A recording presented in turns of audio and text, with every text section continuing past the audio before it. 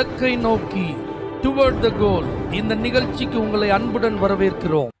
Praise the Lord. ஆண்டவராகிய இயேசு கிறிஸ்துவின் இனிய நாமத்தில் இந்த புதிய நாளிலே உங்கள் எல்லாருக்கும் அன்பின் வாழ்த்துக்கள். லூக்கா எழுதின சுவிசேஷம் 24ஆம் அதிகாரம் 11ஆம் வசனம். இவர்களுடைய வார்த்தைகள் அவர்களுக்கு வீண் பேச்சாக தோன்றினதினால் அவர்கள் இவர்களை நம்பவில்லை.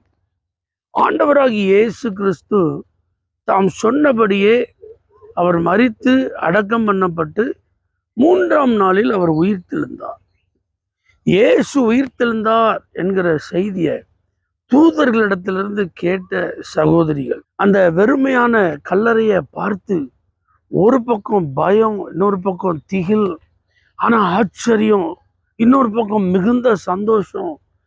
இதை சீசர்கள்ட்ட போய் சொல்லுங்கன்னு சொல்லி அந்த தூதர்கள் அவங்கள துரிதப்படுத்தினதுனால மகிழ்ச்சியோடு வந்து சொல்கிறாங்க, நம்முடைய இரட்சகர் இயேசு அவர் உயிர்த்தெழுந்தார், நம்முடைய ஆண்டவர் இயேசு உயிர்த்தெழுந்தார். இப்படி என்னெல்லாமோ சொல்கிறாங்க, பார்க்குறவங்கள்டெல்லாம் சொல்கிறாங்க, 11 சீசர்கள்ட்ட சொல்கிறாங்க.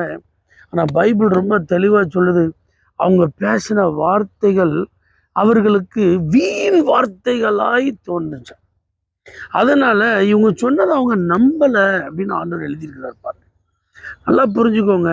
ஏசப்பா மேலே ஒரு நம்பிக்கை இல்லை, ஏசப்பா வார்த்தையை புரிந்து கொள்ள முடியலை, ஏற்றுக்கொள்ளலை, இயேசுவினுடைய வார்த்தையை உண்மைன்னு சொல்லி நம்பலை அப்படிங்கிற ஒரு நபர்கிட்ட நீங்கள் என்ன சொன்னாலும், இயேசுவை குறித்த நற்செய்தியை குறிப்பாக அவர்கள்ட்ட நீங்கள் சொன்னால் அவங்களுக்கு அது எப்படி தான் இருக்கும்? வீண் வார்த்தை மாதிரி தான் இருக்கும். நீங்கள் சொல்கிறது அவர்களுக்கு சம்பந்தம் இல்லாததை நீங்கள் சொல்கிற மாதிரி தான் அவங்க நினைப்பாங்க. நீங்கள் சீரியஸாக சொல்லுவீங்க, ஆனால் உங்கள் சீரியஸ்னஸை அவங்க புரிஞ்சுக்கிடவே மாட்டாங்க, உங்கள் வார்த்தையை அவங்க நம்பவே மாட்டாங்க. இப்போ இயேசுவை தெரியாத ஆட்கள்கிட்ட போய் சொல்லியிருந்தா பரவாயில்ல. இயேசுவோடு கூடவே இருந்த 11 சீசர்கள்ட்ட சொன்னப்போ கூட அவர்களுக்கு கூட இந்த வார்த்தை எப்படி தான் இருந்திருக்கு? வீண் வார்த்தையாக தான் இருந்திருக்கு. அவர்களுடைய உள்ளத்திலும் இந்த வார்த்தைகளை நம்பணுங்கிற ஒரு உணர்வே நிச்சயில வரலை. இன்னைக்கு நான் உங்களுக்கு சொல்கிறேன், நற்செய்தி அறிவிக்கிறவர்களே, சுவிசேஷத்தை மற்றவங்களுக்கு சொல்லணும்னு ஆர்வப்படுகிறவர்களே, நீங்கள் ஒரு உண்மையை புரிஞ்சுக்கோங்க. நீங்கள் போய் சந்திக்கிற நபர் இயேசுவை அறியாதவங்க, இயேசுவை நம்பாதவங்க, அவருடைய வார்த்தையெல்லாம் கேட்காதவங்க. அப்போ நீங்கள் அவங்கள போய் சந்திக்கும்போது, இயேசுவை குறித்து அவங்கள்ட்ட பேசும்போது அந்த வார்த்தைகள் அவங்களுக்கு சம்மந்தம் இல்லாதது போல தான் இருக்கும். அவங்களுக்கு நீங்கள் பேசுகிறதெல்லாம் வீண் வார்த்தைகளாக தான் தோணும். நீங்கள் என்னமோ டைமெல்லாம் வேஸ்ட் பண்ணுறீங்க அப்படின்ற மாதிரி தான் அவங்களுக்கு இருக்கும். அவங்க அதெல்லாம் நம்பவே மாட்டாங்க. அப்படி தான் அவங்க செயல்படுவாங்க, ரியாக்ட் பண்ணுவாங்க. அதுக்காக நீங்கள் சோர்ந்து போயிடாதீங்க.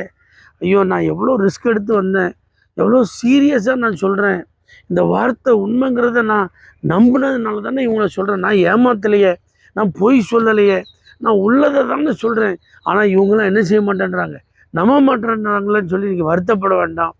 அதுக்கப்புறம் பேதுரு ஓடி போய் கல்லறையை பார்க்குறாரு. அங்கே அவங்க சொன்னபடியே இயேசு இல்லை. அடுத்து படிப்படியாக பார்த்தா இயேசு உயிரோடு இருக்கிறத அவர்களுக்கு காட்சி கொடுத்து நிரூபிக்கிறார். இயேசுவை விசுவாசித்தார்கள், இயேசுவுக்காக ஊழியம் செய்தார்கள், இயேசுவுக்காக உயிரே கொடுத்தார். அப்போ ஆரம்பம் அப்படி தான் இருக்கும். ஆனால் நீங்கள் தொடர்ச்சியாக இயேசு கிறிஸ்துவை குறித்ததான உண்மை செய்திகளை நீங்கள் சொல்லிட்டே இருங்க. கேட்குறவங்க உள்ளத்தில் பெரிய காரியங்களை கர்த்தர் செய்வார், மாற்றங்களை கர்த்தர் தருவார். பின் நாட்கள் அவங்க உங்களை காட்டிலும் உற்சாகமாக ஊழியம் செய்கிறவங்களா இருப்பாங்க, ஆண்டோருக்காக உயிரையே கொடுக்குறவங்களா மாறிடுவாங்க. அதனால் சோர்ந்து போகாமல் நற்செய்தியை அறிவிப்போம், ஆத்துமாக்களை ஆதாயம் பண்ணுவோம். தகப்பனே, நாங்கள் சொல்கிற வார்த்தையை வீண் வார்த்தைன்னு சொல்லி நம்பாமல் போனாலும் நாங்கள் சொல்கிற செய்தி உண்மை, நாங்கள் சொல்கிற செய்தி நற்செய்தி, அதை ஜனங்களுக்கு தொடர்ந்து சொல்லுவோம்ப்பா. எங்களுக்கு அந்த பலனை தார். இயேசுவின் நாமத்தில் பிதாவே, ஆமென். For prayer contact, Pastor J. J. Kumar, El Shaddai Ministries, 9500252586, Surandai.